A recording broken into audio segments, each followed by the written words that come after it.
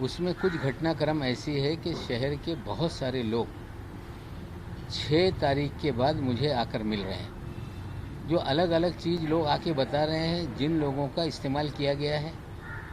मैं आपको बता दूं कि जिस तरह से प्रभाकर साली ने कहा कि मुझसे 8 से 10 कागजों पे ब्लैंक सिग्नेचर किए गए, एक और गवाह इसी तरह का मेरे पास आया था। वो डरा हुआ था, उसने कहा कि 50 कागजों पे मुझसे ब्लैंक सिग्नेचर लिए गए।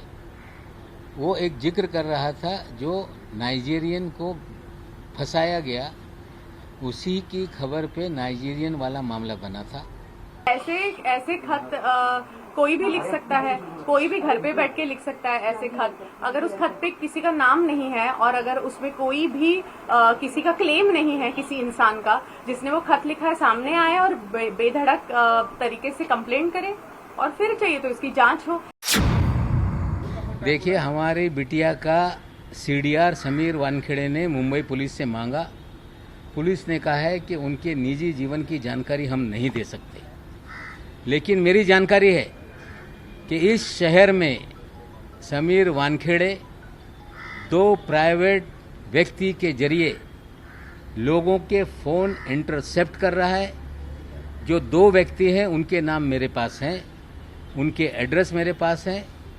अभी लड़ाई ये बहुत लंबी चलेगी, उन चीज़ों को भी आगामी दिनों में हम सामने रखेंगे। ऐसा कोई एक ऑपरेशन चल रहा है कि उस आदमी को बाय हुक और बाय क्रुक उस कुर्सी से उन लोगों को हटाना ही है ताकि वो अपना काम पूरा नहीं कर सके, क्योंकि पता नहीं शायद कुछ बड़े बड़े नाम बाहर निकले, पता नहीं किसके क्या रिलेशंस बाहर निकले।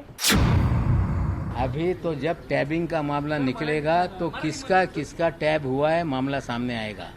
समीर दाऊद वानखेड़े इल्लीगल टैबिंग, मुंबई शहर का एक व्यक्ति, थाने शहर का एक व्यक्ति, उनके जरिए इस शहर के, इस राज्य के बड़े बड़े, चाहे वो अभिनेता हो सकते हैं, नेता हो सकते हैं, उद्योजक हो सकते हैं, सबका फ़ोन इंटरसेप्ट कराते हैं। उसकी जानकारी है और इसकी कंप्लेंट आगामी दिनों में हम कमिश्नर को करेंगे।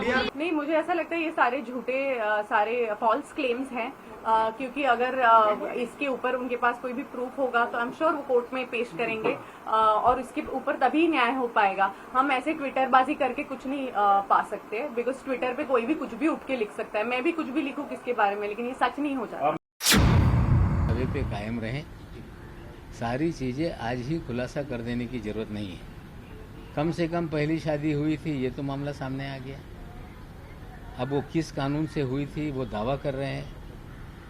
मैं आपको बता दूं, वो सारे सबूत हमारे पास हैं जो ये साबित कर देंगे कि वानखेड़े साहब, इन्होंने इस्लाम धर्म स्वीकारा था, बच्चों की परवरिश इस्लामी तरीके से हुई, इस्लामी तरीके से समीर वानखेड़े जी की डॉक्टर शबाना कुरैशी से शादी हुई। वो सारे कागजात आगामी दिनों में हम रखेंगे और यही आधार पे जो वैलिडिटी कमेटी है उसमें ये मामला जाएगा। हमें पूरा विश्वास है उसकी जांच होने पे सर्टिफिकेट रद्द होगा। फैंटास्टिक रिसर्च करके वो जब लिखते हैं तो उन्होंने और फैंटास्टिक रिसर्च करके वो फाइंड आउट करना चाहिए कि उनका ऑनलाइन सर्टिफिकेट, हमने तो पेश किया ना ऑनलाइन सर्टिफिकेट, उनका जो भी रियल बर्थ सर्टिफिकेट है मेरे फादर इन लॉ दिखा चुके हैं। तो इससे ज्यादा और हम बार बार क्या प्रूव करते रहे, बार बार कितनी बार हम लोग चिल्ला चिल्ला के बोले, इतना नहीं बोल सकते। और शायद आज मैं लास्ट टाइम प्रेस से बात करी, शायद मैं कल से प्रेस से भी बात नहीं करूंगी, क्योंकि हम तंग आ चुके हैं। हमारी लड़ाई एनसीबी से नहीं है।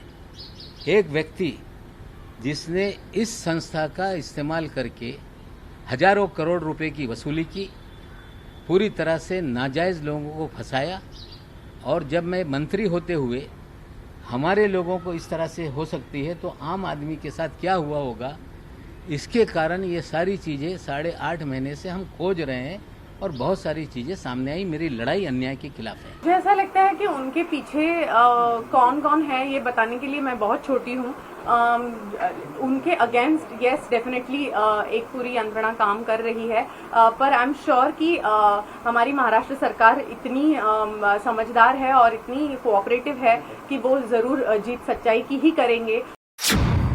स्वागत है, कल जाइए क्रिमिनल डिफेमेशन का सूट फाइल कीजिए अंडर सेक्शन 499 500 आईपीसी, उनको अधिकार है।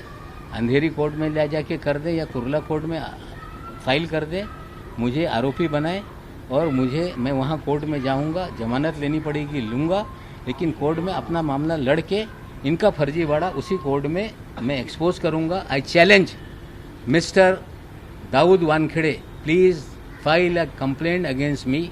हम लोग क्यों जाए? आरोप तो वो लगा रहे हैं ना, आरोप वो लगा रहे हैं तो उनको जाना चाहिए कोर्ट में। और हमारे पास इतने पैसे नहीं है, हमारे पास ऐसे करोड़ों की जायदाद नहीं है और हम बहुत सिंपल लोग हैं और कोर्ट में जाने के लिए भी आपको कुछ पैसे लगते हैं। तो अगर हमारे नाक के ऊपर पानी चला गया तो हम डेफिनेटली जाएंगे।